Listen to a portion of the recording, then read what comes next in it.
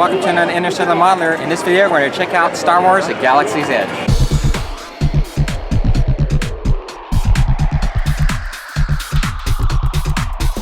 Well, hey guys, and welcome back. I thought it'd be fun to make a short video for you guys and give you a look at Star Wars Galaxy Edge. This, of course, is a new Disney attraction that is open at both parks. It opened earlier this year in Anaheim in May of 2019, and I believe in Florida it opened soon after that in August. And this, of course, is the Star Wars themed attraction that many of us have been looking forward to.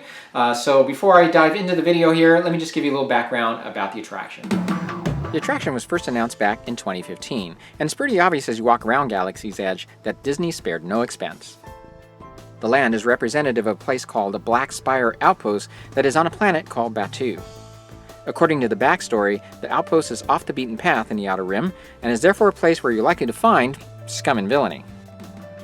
Apparently, the organization behind Black Spire is briefly mentioned in the Solo movie, and Batuu is referenced in the novel Thrawn Alliances. Now, the designers of the attraction wanted to use a backdrop which was not familiar to us because they wanted to make the story a new one for the fan. The time period here is between the film's Last Jedi and the upcoming Rise of Skywalker, which is the reason why you see the presence of First Order and Resistance imagery. So that morning, we got to the main gate at around 7:30 with 8:30 reservations at the Cantina. Reservations are recommended as wait times can be very long without them. The gates were open shortly before 8, but we weren't allowed past the castle till around 8:15. The attraction at Disneyland is located in the northwest part of the park, and since our first destination was the Cantina, we headed for the entrance adjacent to Fantasyland. And as you approach the entrance, you can already see the attention to detail. The surroundings immediately reminded me of what we saw in Jeddah in Rogue One.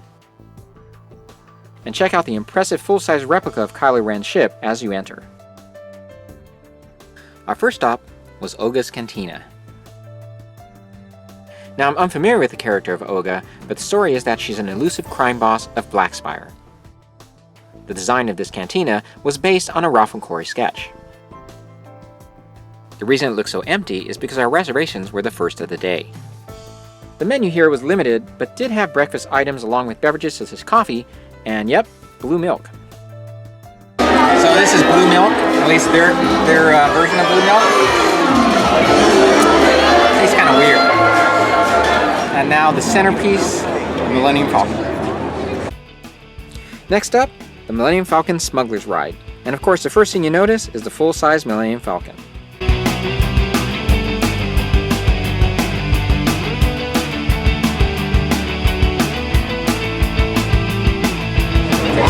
In line now for the ride, so this is going to lead to the Millennium Falcon ride, and right behind me now, of course, is the Falcon.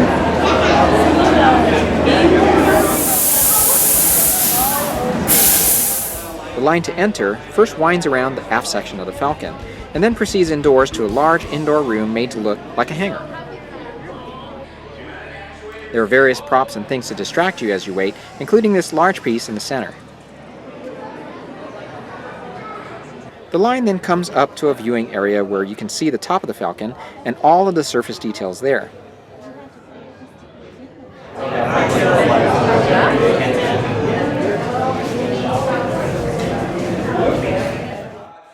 Eventually, you're led into a room where an animatronic character talks to you about the upcoming mission. And note how smoothly the character moves. It's a far cry from the animatronic scene in some of the older attractions.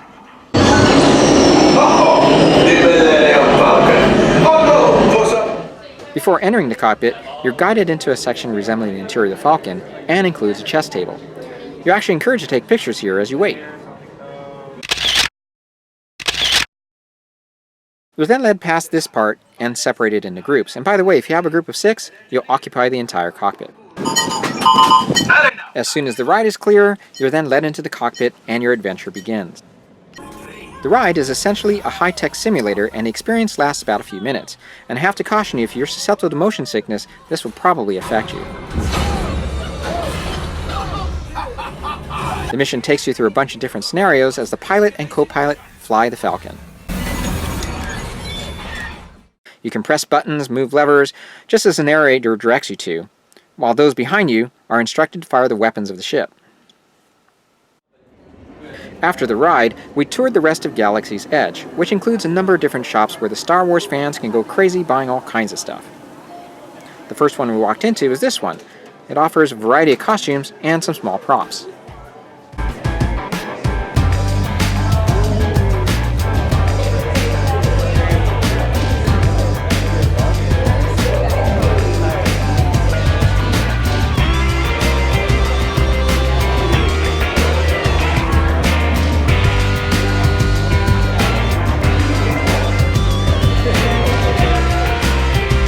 Then there's a droid shop where you can assemble your own droid and are given a variety of parts to choose from.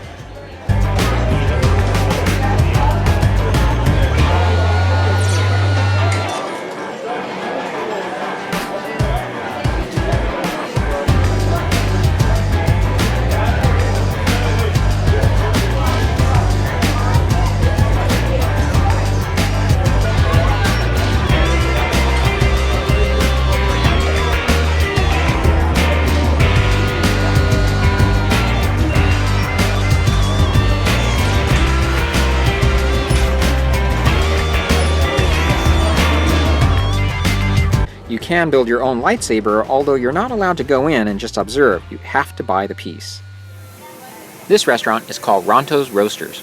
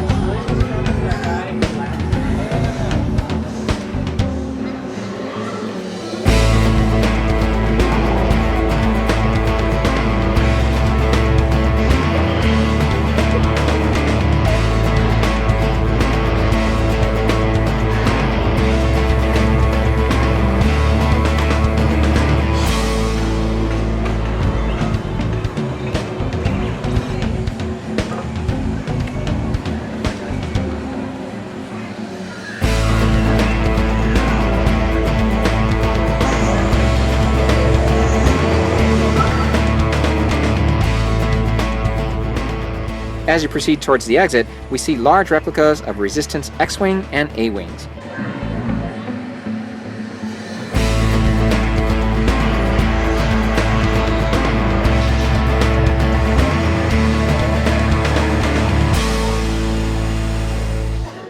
Finally, I did want to mention that there is another Star Wars display next to Space Mountain, which is filled with replicas and models of ships used in the movie franchise.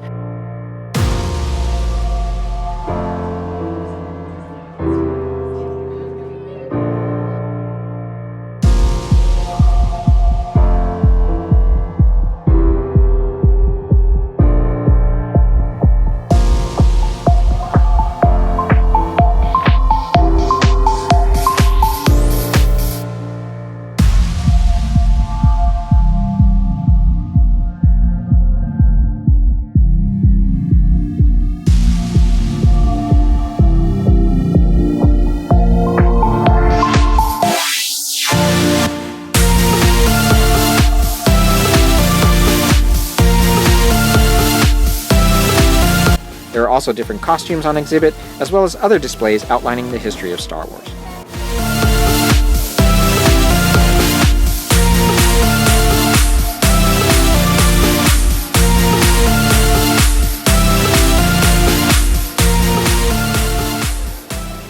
And at nighttime, we returned back to the attraction just to see what it looked like when it was lit up at night.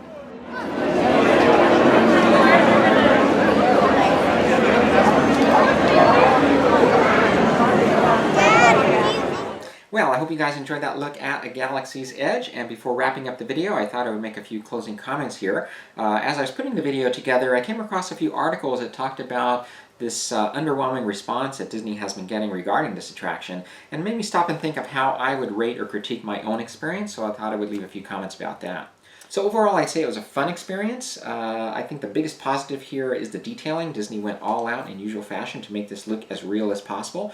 You know, having a full-size Falcon there, and certainly the other ships they have standing there and just walking around. You can see all the effort that Disney has put into this, and you have to ask yourself, why would there be such a lack of enthusiasm? And for me, this is my opinion, I think it breaks down to a few things. One is there is a lack of reference, of course, to the original movies. They purposely did so. Pricing is something that comes up, and then there is this possibility that there's some Star Wars oversaturation going on here.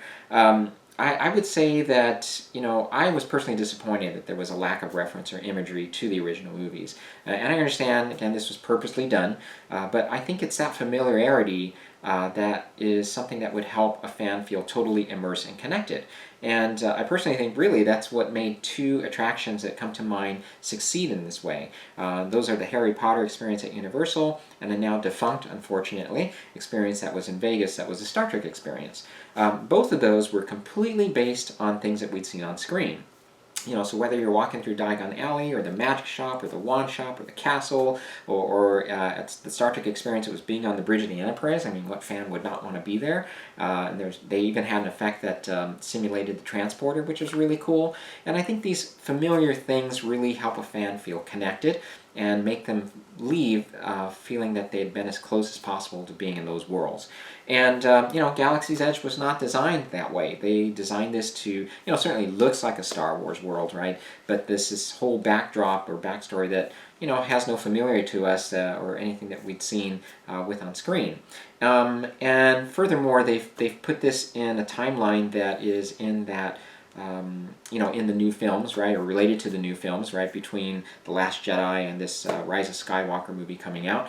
And, there are a lot of fans who aren't connected with those films. I think Disney has to recognize that. There are a lot of fans who don't even like those films, so no doubt this contributes to some frustration as you walk around.